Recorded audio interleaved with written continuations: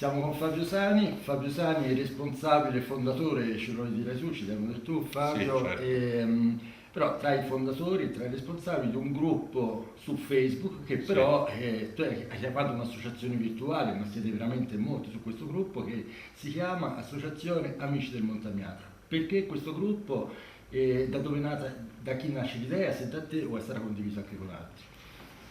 Dunque, il parto di questa idea è nato insieme ad un cugino mio che abita a Roma, Alberto Angelini, Mm. oggi non potendo essere presente per motivi suoi di lavoro personali. L'idea è nata semplicemente girovagando lungo i sentieri dei nostri boschi, che sono diventati una cosa incredibile. E spontaneamente ci siamo chiesti, vogliamo fare qualcosa o rimaniamo fermi a guardare? L'idea del gruppo base è nata da questa. Il gruppo è nato Quindi, semplicemente per ecco, questo motivo. quindi la motivazione del gruppo è l'ambiente innanzitutto e riassumo brevemente, il gruppo è nato poco prima dell'estate se ricordo bene, in relazione a cosa Fabio? A un taglio, andiamo direttamente al sodo, che si sta attuando ultimamente sulla Miata e voi state lanciando un po' un grido d'allarme perché in queste passeggiate, in questi sentieri che col cugino avete percorso sulla Miata, avete proprio osservato questo cambiamento radicale che sta avvenendo negli ultimi mesi. Il gruppo è nato esattamente il 16 luglio di quest'anno, quindi è un gruppo virtuale che è Mm. di recente costruzione, diciamo. Sì. E purtroppo abbiamo osservato e abbiamo saputo che nel Montamiata hanno permesso un incremento esagerato dei tagli boschivi e per questo ci siamo adoperati per far sì che si potesse sensibilizzare in questo modo e portarla a conoscenza di quante più persone possibile. Proprio per questo motivo abbiamo scelto una realtà virtuale che è molto conosciuta, Sì, che sì, è Facebook. Facebook. Non solo, se ricordo bene, avete anche utilizzato altri strumenti internet, una sorta di petizione online, esiste, no? Un sito piuttosto famoso dove circa 1 migliaio di firme ci sono state in pochissimo tempo, però al di là di questa scelta di comunicazione, che ovviamente i tempi d'oggi è quella lì, è accessibile a tutti. Cosa avviene in questo gruppo? Scorrendo su Facebook, tante foto, tante idee, però credo che ancora siete un po' il primo passo. In questo momento state denunciando una situazione. Ancora seguiranno gli altri passi, il confronto con le amministrazioni locali, immagino. Insomma, racconta un po' dove volete andare con questa associazione. Noi siamo rimasti inaspettatamente, in qualche modo, sorpresi dall'effetto che ha avuto il gruppo stesso, nel senso non potevamo pensare che in così poco tempo questa campagna di sensibilizzazione, così Mhm. quasi nata per caso, avesse avuto un coinvolgimento così grande. Capito? Sì. Molte persone all'interno del gruppo ci chiedevano di fare qualcosa di più. Quel qualcosa di più in un primo momento è stato cercare di fare una petizione online tramite quello che è ritenuto l'organo più importante di petizioni che Sì, vi sì, sì. sia, ovvero sia change.org. Noi ci siamo riproposti un numero ideale di 1000 firme e 1000 firme praticamente sono venute in un mese. Io credo che a tutt'oggi al raggiungimento di 1000 firme ne mancheranno 13, Sì, sì, 14 sì, sì. o cose del genere. Questo è stato il primo obiettivo, diciamo, e anche in questo siamo rimasti sorpresi dal numero di gente che veramente ci ha dato tanto. Mhm. E oggi è stata l'occasione e sarà l'occasione per trovarci al di là del virtuale nel mondo reale, ovvero sia cercare di riuscire a concretizzare quanto più possibile dal nostro punto di vista quelli che saranno gli intenti futuri, perché uno dei nostri motti è qui non ci si ferma. Ho capito. E il secondo è trasparenza, perché noi non è che vogliamo andare a denunciare, criminalizzare nessuno. Noi siamo trasparenti e chiediamo trasparenza. Questo è quanto, Marco. Certo, perché oggi ricordiamo è la prima assemblea ufficiale, non più online, ma oggi concretizzate proprio questo primo appuntamento al Pier Castagnaio, oggi 11 novembre. Allora, quindi il primo passo oggi è vedervi e, se ho letto bene anche nella comunicazione di questa assemblea, volete anche tirare giù le prime conclusioni, no? Certo. Quest'oggi. Quali sono queste prime conclusioni?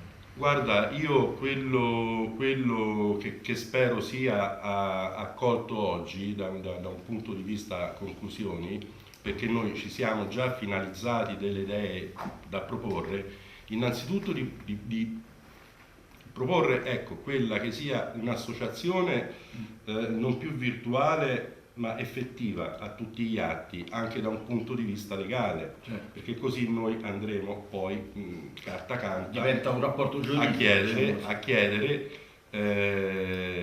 con più autorità ai vari enti preposti, ai vari sindaci, alle varie associazioni, il perché di quelle cose che noi faremo vedere e che ci sembrano ingiuste per il territorio. Anche perché tutta l'opera che è stata fatta su questo profilo Facebook, che dir si voglia, è una bella opera di archivio e documentazione.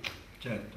Torniamo quindi in montagna, qui sulla Miata, torniamo a quello che voi ritenete un taglio invasivo e piuttosto forte anche nei contenuti, anche nel numero, no?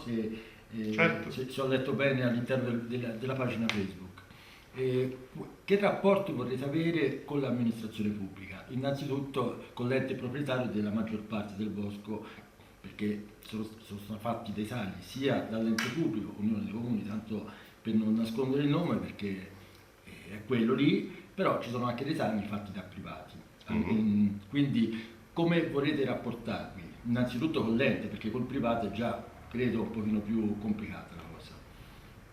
Noi vogliamo che vi siano chiarificazioni, questo te l'ho già detto. Trasparenza, Trasparenza, e vogliamo che all'interno del bosco vi sia pulizia, vi sia mantenimento, vi sia ripristino, vi sia una cosa che non è poi mai stata forse pensata sul Montagnata, no? Perché in Italia già siamo indietro di 50 anni rispetto ai territori del nord per quello che riguarda il patrimonio boschivo. Sul Montagnata secondo me siamo indietro di 150 anni, no? Perché si pensa a tutto meno che alla cura del territorio.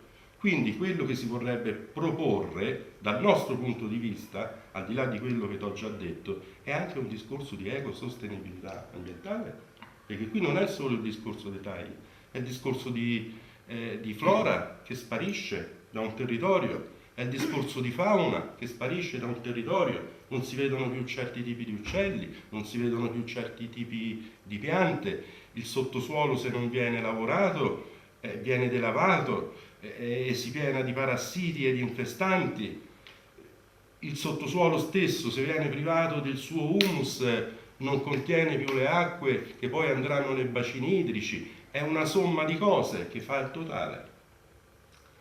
L'Unione dei Comuni quest'estate ha fatto un convegno informativo sull'idea di riportare dell'agricoltura a mezza montagna, chiamiamolo così, intorno a 1000 metri, in una delle zone del taglio, che è proprio la zona dei Pozzaroni, quel triangolo tra Pozzaroni e la Cipriana. L'intenzione dell'ente è quella quindi di ridare alla montagna, almeno sotto questo aspetto qui, quello che era già negli anni 50. Come valutate voi questa situazione? Io questa cosa ancora non l'ho valutata personalmente, anche perché io spero che si valuti insieme. È uno dei motivi di questa sera. Io non sono il sommo capo di nessuna cosa. Posso personalmente dire una cosa, che forse se 50-60 anni fa qualche coltivatore della nostra zona abbandonato i terreni, forse quei terreni non erano da sembra. È il primo pensiero che mi viene in mente, però Sì. Posso sbagliare totalmente. E nel contesto specifico bisogna che approfondisca, perché non conosco questo tipo di realtà. Spero che me la spieghino, che ce la spieghino, no? Che me la spieghino.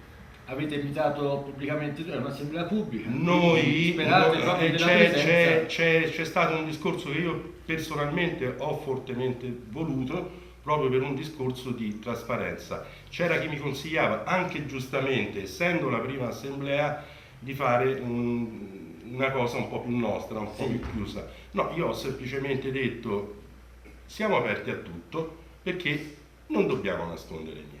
Tanto le cose si vedono, ci sono, se vengono siamo contenti, chi vuole parlare apra la bocca, noi siamo qui. Confronto. Non a caso avete scelto una delle vetrine virtuali più famose al mondo. Confronto. Poi vedremo.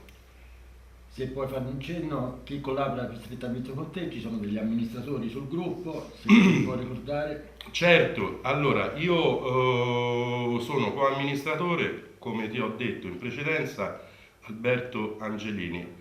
Poi nel gruppo, visto la crescenza e la popolarità che stava assumendo tal cosa, che poi per me stava diventando quasi un lavoro, una cosa un po' improba, anche perché Angelini praticamente per motivi di lavoro è quasi sempre praticamente assente, anche se mi aiuta per altri versi.